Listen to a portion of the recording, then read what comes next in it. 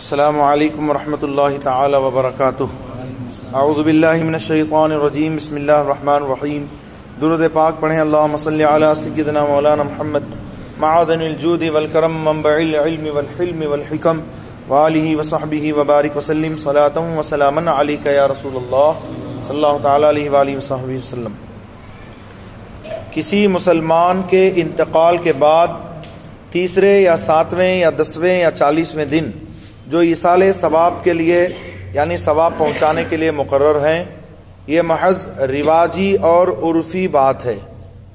عرف کا مطلب لوگوں میں ایسے ہی کوئی چیز مشہور ہو جائے اور وہ شرعی نہ ہو، یعنی شریعت نے اس کو متعین اور مقرر نہ کیا ہو، اس کو کہتے ہیں عرفی۔ جیسا مثال کے طور پر سمجھیے کہ پہلے کے دور میں جوتے چپل وغیرہ پہن کر مسجدوں میں جانا بے ادبی نہیں سمجھا جاتا تھا۔ آج کے عرف میں چپل اور جوتے پہن کر مسجد میں آنا بے ادبی میں شمار کیا جاتا ہے، تو اس کو کہتے ہیں عرف۔ تو آج اگر کوئی مسجد کے اندر جوتا چپل پہن کر آئے گا تو وہ بے ادبی میں شمار ہوگا۔ تو عرف کو سمجھانے کے لیے میں عرض کر رہا ہوں، جیسے 10واں 20واں 40واں جو لوگوں میں مشہور ہے، یہ عرفی طور پر ہے، یعنی شریعت نے اس کو متعین نہیں کیا کہ اسی دن ایصال ثواب کریں گے تو مردے کو پہنچے گا، دوسرے دن نہیں پہنچے گا۔ مثال کے طور پر لوگ یہ سمجھتے ہیں کہ 40واں کا مطلب یہ ہے کہ 40ویں دن کرو ہی تو فاتحہ ہوگی تبھی اس کو پہنچے گا، ایک دن آگے پیچھے کرے تو ثواب نہیں پہنچے گا، 40واں نہیں ہوگا۔ 40واں کا مطلب یہ ہے کہ میت کے انتقال کو 40 دن گزر گئے، اب 40 دن کے بعد 40واں ہو رہا ہے، اس لیے اس کا نام 40واں ہے۔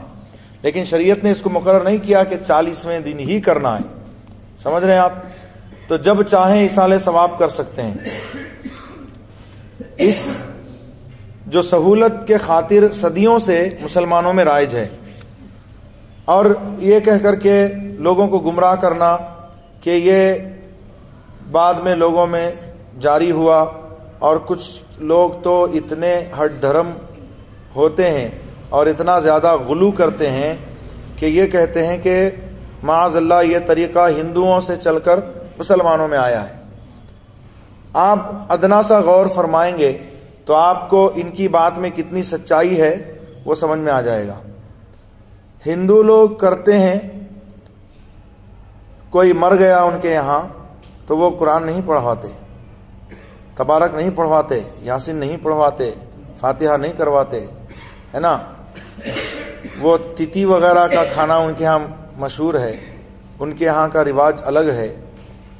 ہمارے یہاں جو 10واں 20واں 40واں ہوتا ہے، اس میں کیا ہوتا ہے؟ قرآن پاک کی تلاوت ہوتی ہے، یا آیت کریمہ پڑھائی جاتی ہے، یا کلمہ طیبہ کا ورد کرایا جاتا ہے، یا تبارک شریف پڑھوائی جاتی ہے، یاسین شریف پڑھوائی جاتی ہے، ان کے نام سے فاتحہ دلائی جاتی ہے، اور پھر ان کے نام سے غریبوں میں کھانا بانٹا جاتا ہے۔ یہی ہے حقیقت 10ویں 20ویں 40ویں کی یا برسی 6 ماہ کی۔ اب اس میں لوگوں نے اتنا غلو کیا کہ اس کے کرنے والوں کو بدعتی کہہ دیا، اور بعض اتنے اور آگے بڑھ گئے کہ مشرک تک کہہ دیا، معاذ اللہ۔ اب مشرک کس کو کہتے ہیں؟ جو اللہ تعالیٰ کی ذات و صفات میں کسی دوسرے کو شریک جانے۔ تو کیا 40واں کرنے سے معاذ اللہ مشرک ہو گیا؟ اب بتائیے اللہ کا 40واں معاذ اللہ کب سے ہونے لگا؟ اتنے بڑے بے وقوف ہیں کہ اتنا بھی نہیں سمجھتے کہ شرک کس کو کہتے ہیں۔ اس میت سے شرک کا کوئی تعلق ہی نہیں، 40واں سے شرک کا کوئی تعلق ہی نہیں، اس کو کہہ دیتے ہیں شرک ہے۔ اب بدعت کہتے ہیں اس معنی کر کہ حضور کے زمانے میں نہیں تھا، صحابہ کے زمانے میں نہیں تھا، تابعین کے زمانے میں نہیں تھا۔ تو بھائی بہت ساری چیزیں حضور کے زمانے میں نہیں تھیں، صحابہ کے دور میں ایجاد ہوئی۔ جیسے قرآن پاک کو کتابی شکل میں صحابہ کے دور ہی میں کتابی شکل دی گئی، ورنہ حضور پاک صلی اللہ علیہ وسلم کے دور ظاہری میں وہ کتابی شکل میں نہیں تھا۔ پھر اس میں زبر زیر پیش نہیں تھے، وہ جو ہے حجاج ابن یوسف ثقفی کے حکم سے حضرت اسود انسی رضی اللہ تعالیٰ عنہ نے اس میں اعراب وغیرہ لگائے، پھر اس میں رکوع متعین کیے گئے، اور پھر قرآن شریف چھپنا شروع ہوا اور اس میں الگ الگ طرح کے کاغذ لگنے لگے، پھر اس کی تزئین کاری ہونے لگی، اس کی سجاوٹ وغیرہ، جیسے اس میں بارڈر بنانا، حروف کو بولڈ کرنا، نمایاں کرنا، اور اس کو جو ہے اس کی جلد خوشنما کرنا، ہے نا. یہ ساری چیزیں جو ہو رہی ہیں یہ سب حضور کے زمانے میں نہیں تھی، بعض چیزیں صحابہ کے زمانے میں نہیں تھی. تو کیا اس طرح سے پورا قرآن پڑھنا ہی ناجائز ہو جائے گا؟ کتنے بڑے بیوقوف ہیں یہ کہ کہتے ہیں حضور کے زمانے میں نہیں تھا تو حضور فلائٹ سے کب حج کو گئے؟ بھائی صحابہ کرام کب فلائٹ سے حج کو گئے؟ تم فلائٹ سے جاتے ہو حج کرنے، حاجی صاحب حج کرنے جا رہے ہیں، پیدل جاؤ نا، گھوڑے میں جاؤ، اونٹ میں جاؤ، کیونکہ حضور صلی اللہ علیہ وسلم جو ہے وہ گھوڑے اور اونٹ پر پیدل تشریف لے گئے تھے. تو تم کو بھی چاہیے کہ پیدل جاؤ، اونٹ سے جاؤ، گھوڑے سے جاؤ. زمانہ ترقی کرتا گیا، چیزیں ایجاد ہوتی گئیں، سہولت بڑھتی گئی، تو لوگ اس کا پریوگ کر رہے ہیں، استعمال کر رہے ہیں، تو اس کو ناجائز نہیں کہا جا سکتا. تراویح کی نماز حضور کے زمانے میں جماعت سے نہیں ہوتی تھی. حضرت عمر فاروق اعظم ایک مرتبہ مسجد میں تشریف لائے، دیکھا کہ لوگ متفرق طور پر تراویح کی نماز پڑھ رہے ہیں. فرمایا کیا ہی اچھا ہوتا کہ یہ سب ایک امام کے پیچھے جمع ہو جاتے. دوسرے دن تشریف لائے تو دیکھا کہ حضرت ابی ابن کعب رضی اللہ تعالی عنہ امام ہیں اور سارے لوگ ان کے پیچھے ان کی اقتداء میں تراویح کی نماز با جماعت ادا کر رہے ہیں. تو آپ نے فرمایا نعمت البدعۃ ھذہ، یہ کتنی اچھی بدعت ہے. تو پتہ چلا بدعت جو ہے وہ صرف بری ہی نہیں ہوتی بلکہ اچھی بھی ہوتی ہے نا. جیسے نحو و صرف کا سیکھنا، یعنی عربی گرامر کا سیکھنا، یہ بھی بدعت ہے لیکن اچھی بدعت ہے. ایسے ہی تراویح جماعت سے ادا کرنا یہ اچھی بدعت ہے. میلاد شریف کی محفل کا انعقاد یہ اچھی بدعت ہے. اور ایصال ثواب کے لیے 10واں 20واں 40واں وغیرہ جو ایجاد ہوا یہ مردے کو نفع پہنچانے کے لیے، ثواب پہنچانے کے لیے اچھی بدعت ہے. تو اس کو منع نہیں کرے گا مگر وہی جو دین سے جاہل ہو یا بہت زیادہ ہٹ دھرم ہو. اس تخصیص کو شرعی کوئی نہیں سمجھتا کہ شریعت نے اس کو خاص کیا ہے کہ تم 10واں کرو، 20واں کرو، 20 دن ہو جائیں تو 20واں کرو، اور 40 دن ہو جائے تو 40واں کرو، اور اسی دن کرو، آگے پیچھے مت کرو. شریعت نے کوئی تخصیص نہیں کی، اور کوئی یہ نہیں کہتا کہ بس اسی دن اور تاریخ کو ایصال ثواب کیا جائے تو پہنچے گا، ورنہ نہیں. بلکہ حق تو یہ ہے کہ انتقال کے بعد ہی سے قرآن مجید کی تلاوت، خیر خیرات کا سلسلہ جاری ہو جاتا ہے، اور جنہیں اللہ عز و جل نے دیا ہے ان کے یہاں یہ سلسلہ بہت دنوں تک جاری رہتا ہے. تو جو یہ کہے کہ ان مخصوص دنوں کے سوا دوسرے دنوں میں مسلمان ایصال ثواب کو ناجائز مانتے ہیں، وہ مسلمانوں پر افترا کرتا اور تہمت جڑتا ہے، اور زندوں کے مردوں کو ثواب سے محروم کرنے کی ایک بیکار کوشش کرتا ہے. رسول اللہ صلی اللہ تعالی وسلم ہر پیر کو نفل روزہ رکھتے تھے. کیا اتوار اور منگل کو روزہ نہیں ہو سکتا تھا؟ کیا معاذ اللہ حضور نے اس کو اپنے اوپر واجب کر لیا تھا کہ پیر کو ہی رکھیں گے، اتوار منگل کو نہیں رکھیں گے؟ حضور پیر کو روزہ رکھتے تھے، ہر پیر کو روزہ رکھتے تھے. پوچھا گیا یا رسول اللہ آپ ہر پیر کو روزہ کیوں رکھتے ہیں؟ فرمایا فیہ ولدت وفیہ انزل علیہ، یعنی اسی دن میں پیدا ہوا تھا اور اسی دن مجھ پر قرآن مجید نازل کیا گیا. تو سرکار دو عالم صلی اللہ علیہ وسلم جو ہر پیر کو روزہ رکھتے تھے وہ نفلی تھا، واجب نہیں تھا، فرض نہیں تھا. یہ نہیں کہ اتوار کو روزہ نہیں ہو سکتا تھا، منگل کو روزہ نہیں ہو سکتا تھا.